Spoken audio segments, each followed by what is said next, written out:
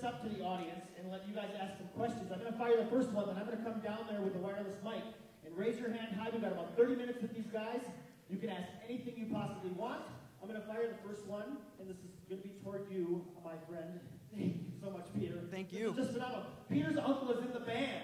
Lou Bardini's in the band, so he has unlimited access to these guys for several years. Tell us how old you were and where Chicago was in their time frame. I started working on this when I was 26 years old.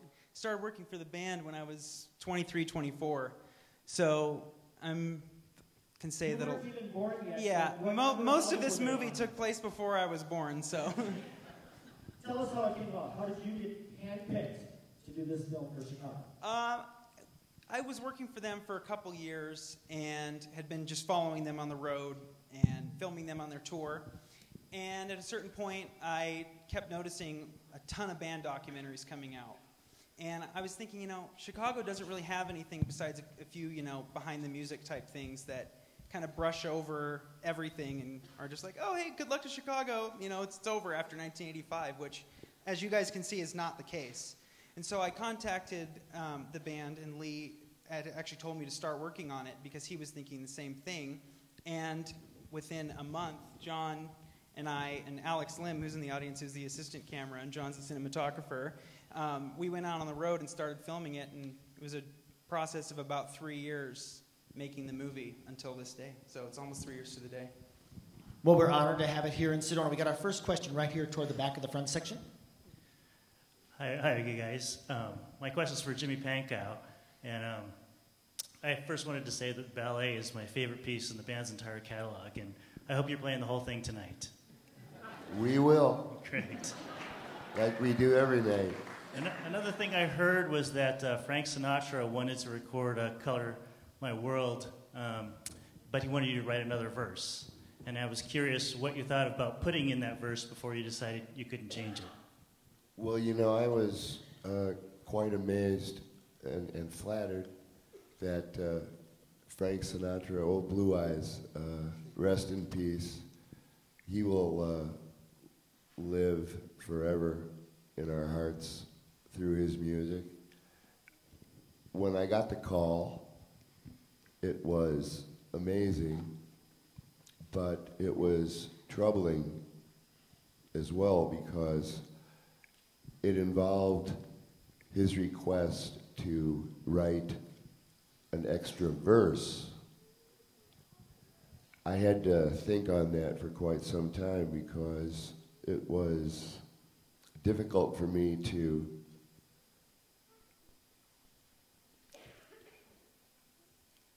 believe this song could be changed. I felt uncomfortable about sewing another arm onto my baby. I ultimately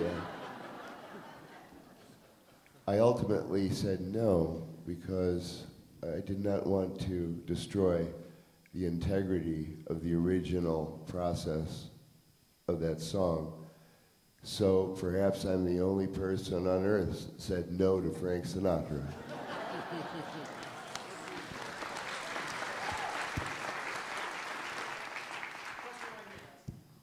I don't know who to direct it to, so I'll just ask the group.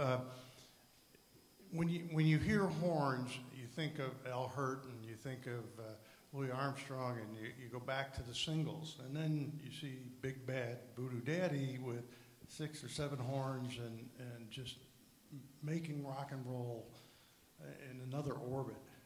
Any thought of embellishing your heritage of the horns to something more than the 3?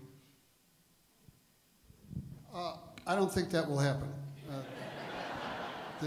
And I'm glad. The 3 of us have been longer together than any other horn section in the history of music, and it took me doing an interview with. Thank you. I was doing an interview when the interviewer told me that, and it caught me by surprise as well. So it's pretty interesting when you think about it. And you know what? This is the way we play on stage. Lee's to the left, I'm in the middle, he's to the right. So you know what? We'd get confused if there was more guys. This is our place. We book our seats on airplanes the same way. Even in restrooms, what can I say?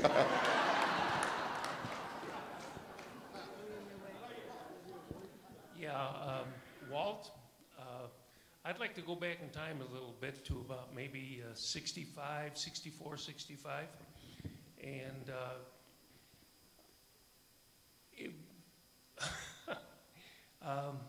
when we got through playing cards, and we used to go out to Q's and have a little pizza, and then you invited us to go to where you used to go and jam with some gentlemen.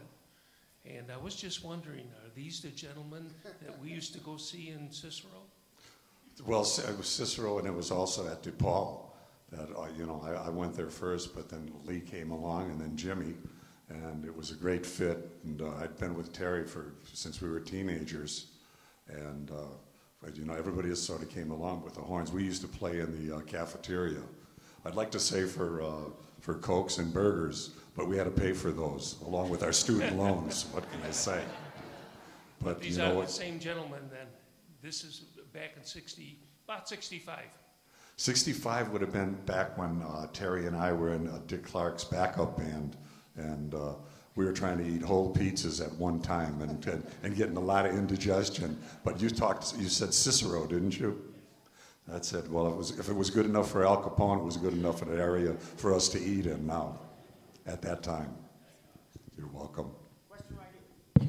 Actually, not so much a question. I really just want to thank you for the honesty of the movie, the blemishes and all, the drugs, everything. I thought it was wonderful. The emotion, it was great. Thank you.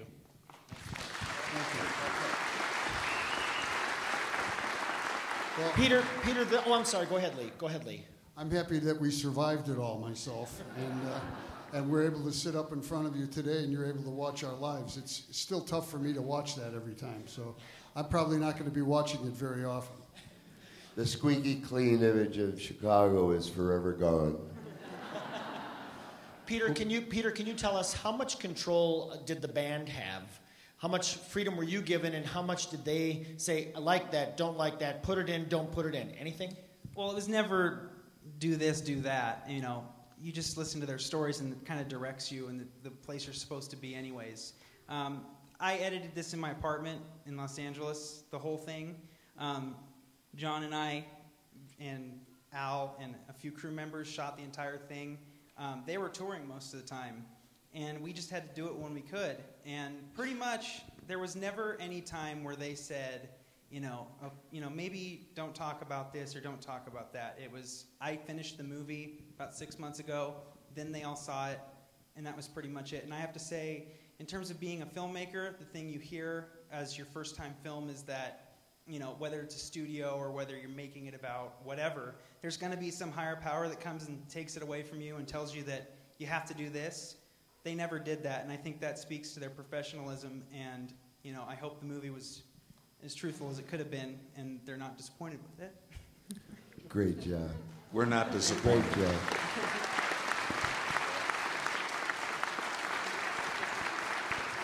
job. Lee says this every night on stage. We have been very blessed. I see that movie, and I'm amazed at how we were able to remain so prolific and live that insanity of a lifestyle. We experienced things that most people couldn't even imagine, and we're still here to talk about it. But most importantly, you're here. Most importantly, you're always here. Without people that appreciate your work, it's meaningless. The appreciation of the art is what validates it. You could be the greatest artist, and sliced bread wouldn't matter a bit. The fact that you continue to embrace this music and give us the ability to continue with this is our reward. And we owe so much to all of you for loving what we do. And I leave it to you.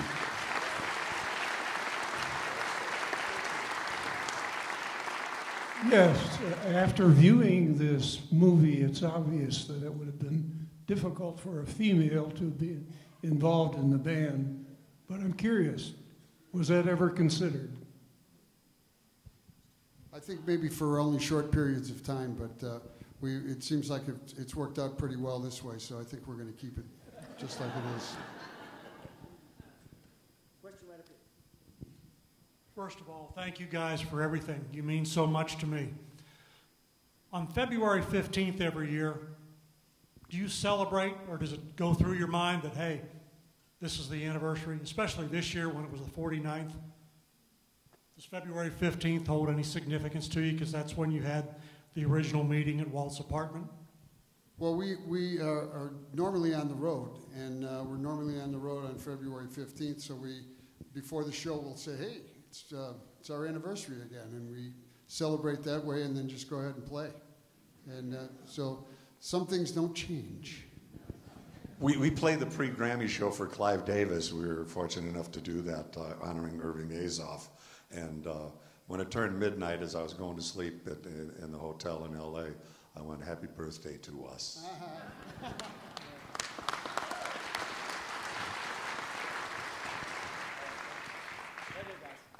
Hi, I have a question about the filmmaking. How much of the filmmaking was original footage, and how much was stuff you used to make fill-in material? It was mostly archival footage, but there were times where we did do recreation footage. And actually, funny inside story here, John, who is our cinematographer, all the shots of Terry Kath, the recreation scenes are him, because the actor that I had tried to get for it dropped out the day of.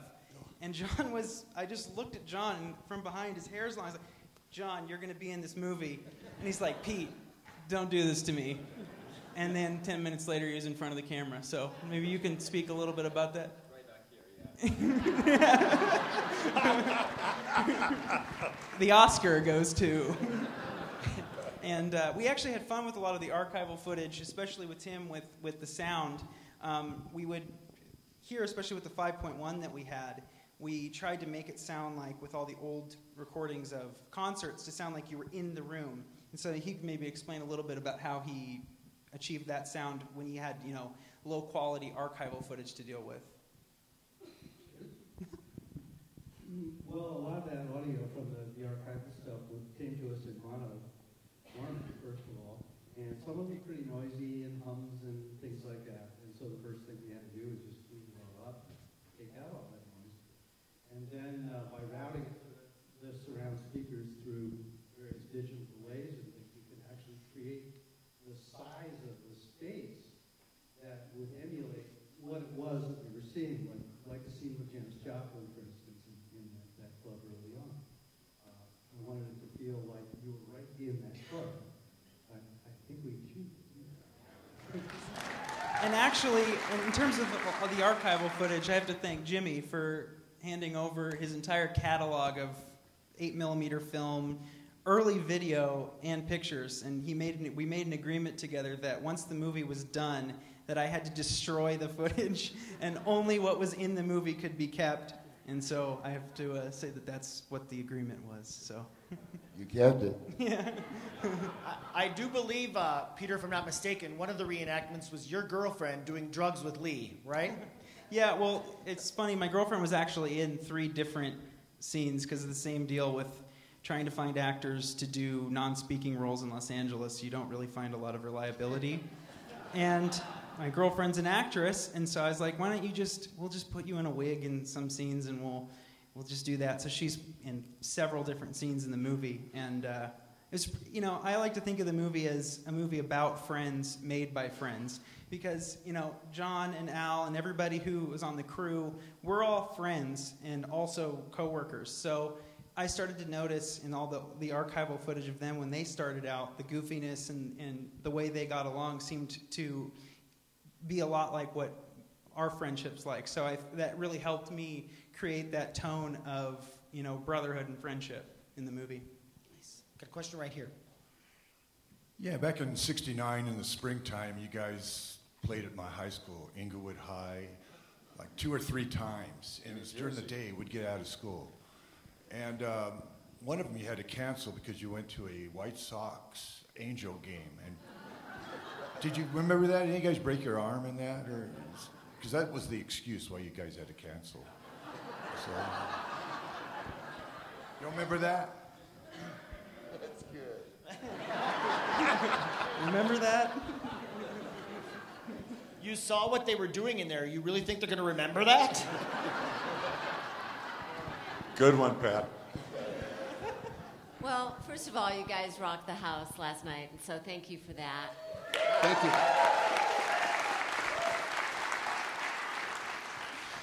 You're the epitome of successful teamwork.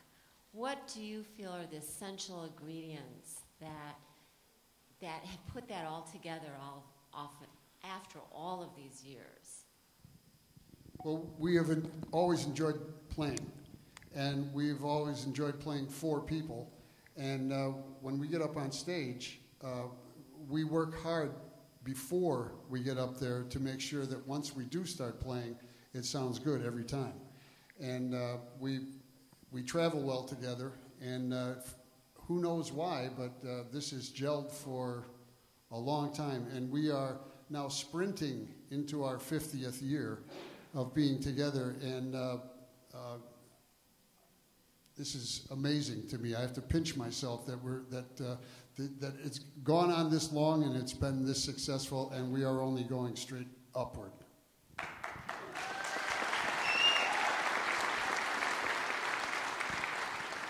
You know, and another huge catalyst in the continuation of this story is Peter Chiavarelli, our manager. If we packed it in, we'd disappoint him, and we'd never want to do that. And he's bigger than us, I got to tell you. Could fight better. But seriously, he's perpetuated this, and it comes through a little bit in the documentary. But I'd just like to personally, on behalf of all of us, thank him for a career. Like Jimmy says, we're allowed to do something that we love to do, and I think the love of the music has kept us together, and respect for each other, and that respect and love goes towards Peter for allowing us to do this, because he's the hardest working manager in the business. Thank you, Peter. I was curious if any of you have children in the music business and what advice you've given them. I have 5 children, but they can do pretty much whatever they want to do as far as a career. I don't try to push them one way or the other to do one thing or another. What do you guys? Well, I've got 2 daughters. One's a reverend, so I got to really watch it with this video, with the documentary. But the truth is the truth, and that's what we've always taught our girls. And our other one is happily married and was in entertainment on the other side of the camera for a long time, but is happily married now for 10 years, and that makes me a happy dad. Happy kids, happy dad. And I have 4 amazing children. They're sitting right out there. I wanted them here to see why I missed their lives. Now they know.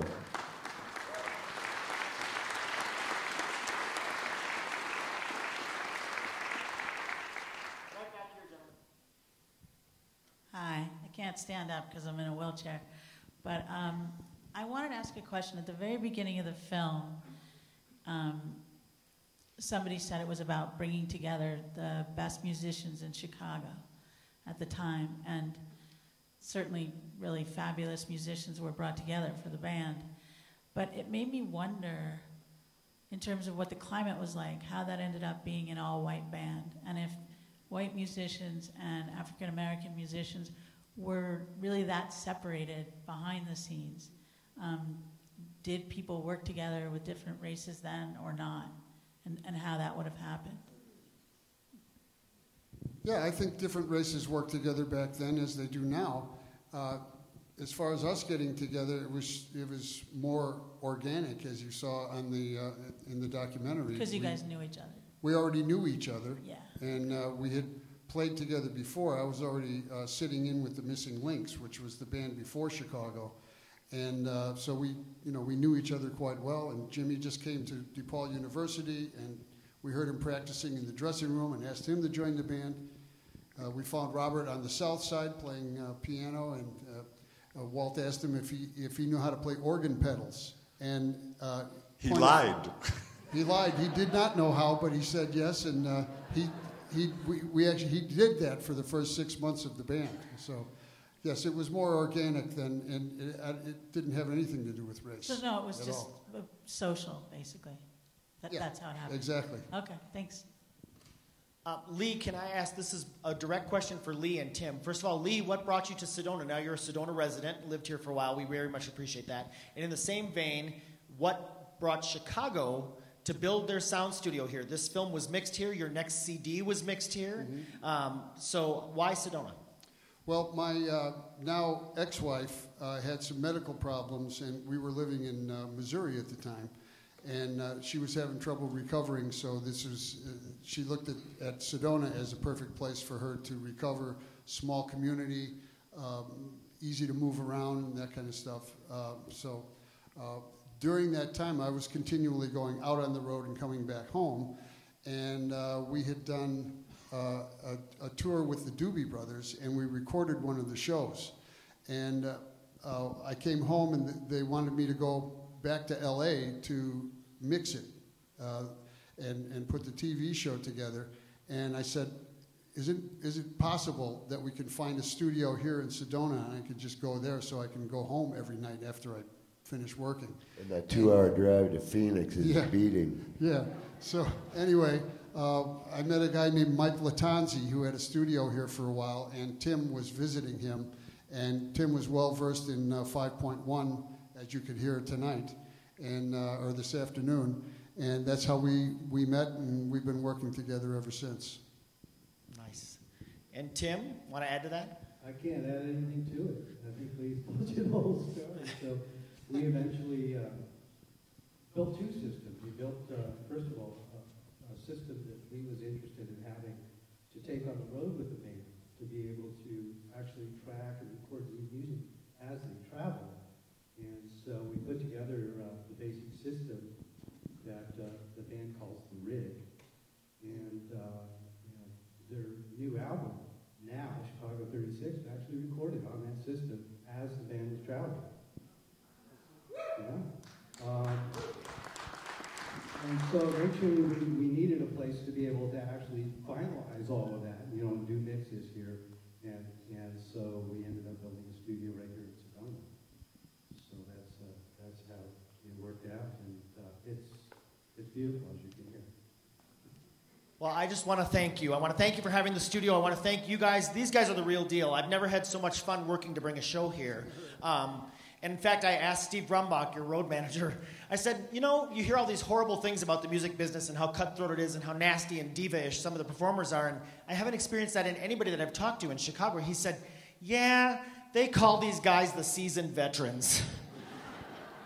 And they just don't become divas. They're the real deal. They get together for the love of making music, and they have such a fun time. As I saw, all of you know that who were at the concert last night.